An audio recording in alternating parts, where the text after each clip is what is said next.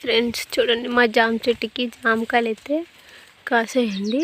అదో అక్కడ చాలానే కాసాయి, కనిపిస్తున్నాయా? చూడండి ఎన్ని కాసాయి కదా.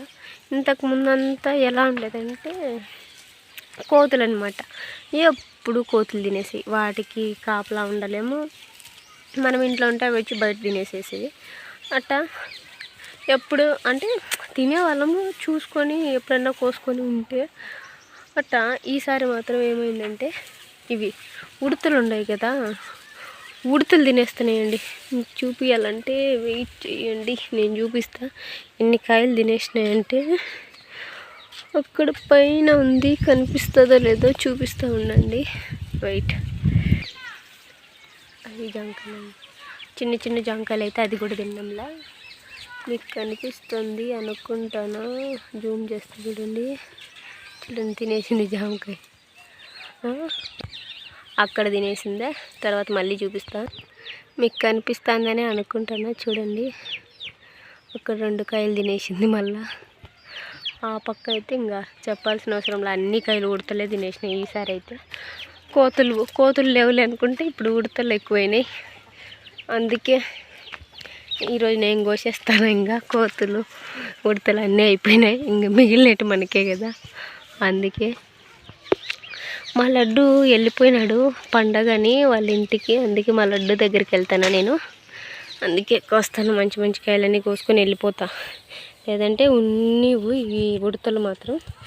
చూపిస్తాను చూడండి ఇంకా ఎన్ని తినేసినాయో ఉడతలు. చూడండి ఇవి బాగున్నాయి.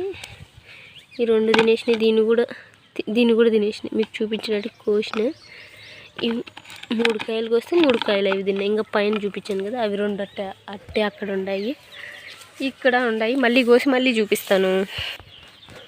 చూడండి 6 కాయలు మంచిగా అంటే ఎన్ని కాయలు? 3, 6, 7, 8 కాయలన్నీ తినేసినాయి. ఉడతలే అండి, ఉడతలు. నేను చూస్తూనే ఉంటా, అవి తింటానే ఉంటాయి. ఏం చేస్తాం, పచ్చివిలే మనం తినలేమనుకుంటాం.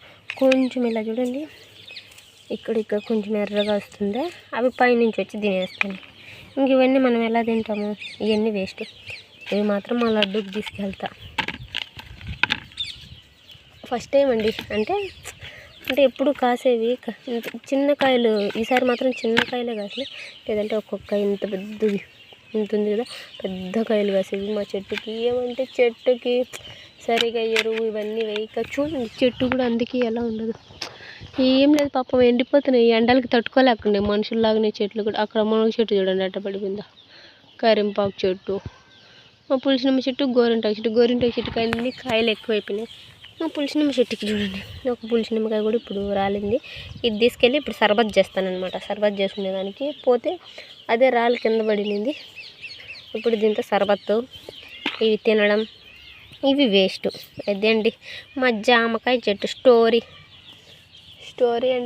అంటే ఎప్పుడు బాగా కాస్తుంది. బట్ మేము ఎప్పుడు అంటే 1, 2 మినిమం అంటే ఒక 5, 6 వరకు తినింటాం అంతే. కాసినప్పుడల్లా ఇంక మిగతా అన్ని కోతులు తినేవి. ఈసారి బాగా ఉడతలు తింటాయి. పోనీలే, మనం తినకపోతే ఎవరన్నా తింటానే కదా అనుకొని ఇంకా గొప్పగా అయిపోవాలంతే. అవన్నా హ్యాపీగా తిని మనమన్నా ఏదో ఒకటి తింటాం ఇంట్లో. పాపం వాటికి ఏముంటుంది, చెట్లు మీద గట్ల మీద ఏదో ఒకటి తినాలి కదా. అందుకే మా జామకాయలు అన్నీ తింటా ఉంటాయి. తిని అనుకున్నాను నేను కూడా. అంతే అండి. ఓకే అండి, బాయ్.